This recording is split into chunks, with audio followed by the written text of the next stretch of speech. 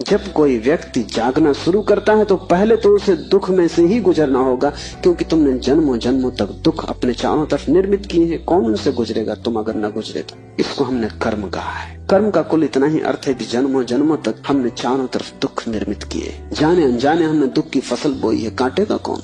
तो जब भी तुम होश में आते हो तुम्हें फसल दिखाई पड़ती बड़ी लंबी, इस खेत से तुम्हें गुजरना पड़ेगा। डर के मारे तुम वहीं बैठ जाते हो, फिर आंख बंद करके शराब पी लेते हो कि ये तो बहुत झंझट का काम है। लेकिन जितनी तुम शराब पीते हो उतनी ये फसल बढ़ती जाती है। हर जन्म तुम्हारे कर्म की श्रृंखला में कुछ और जोड़ जाता है, घटाता नहीं।